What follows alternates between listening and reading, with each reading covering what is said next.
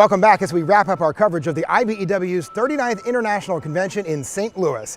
Delegates are headed home now after the final day of business here on the convention floor, and they are leaving with new knowledge and new energy. We come from different places and different jobs, but this week we came together.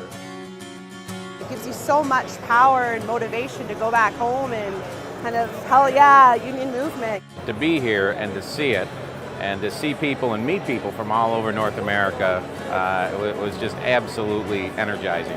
God bless you, and God bless the IBEW. The best part would be the feeling of inclusion and the right of voice. Getting to see everybody here, the camaraderie amongst each and every local is a big eye-opener for me. Even though we're different, our different locals have different struggles, at the end of the day, it's the same fight. If we don't organize, and if we don't grow, it's not just us who fails, it's the failure of the entire American and Canadian dream. We're moving, we're moving in the right direction. I feel good. I do. I feel good. I now declare the 39th IBEW International Convention adjourned.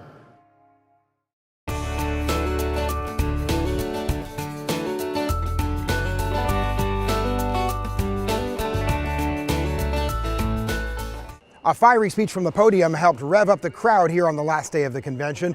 Former Hawaii Governor Neil Abercrombie told delegates now is the time to organize or the future will be uncertain. I can't hear you. Aloha! Aloha! Anything that you get at the bargaining table, you can lose in the legislative and judicial process.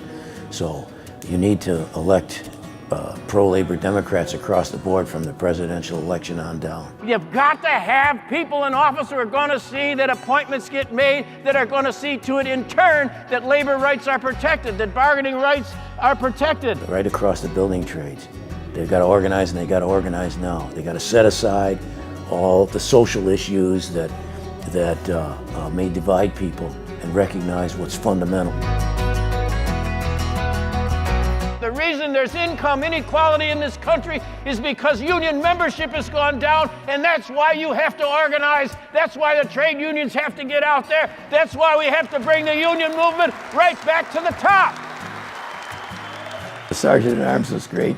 He said, well, maybe you have the next convention in Tahiti. I said, no, you don't have to go that far. Go to Honolulu instead. So I made my pitch to the whole membership today. Next year you should be in Hawaii and Honolulu with me. Have the IBEW convention in Hawaii, then I won't have to come so far to give my speech.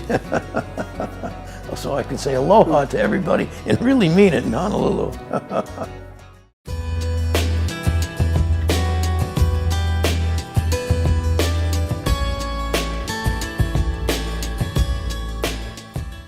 After a week of brotherhood, sisterhood, and official business, it's time for delegates and us to say goodbye to St. Louis and put the IBEW's 39th International Convention into the history books. But before we go, we want to show you the best of this week and the best of the IBEW.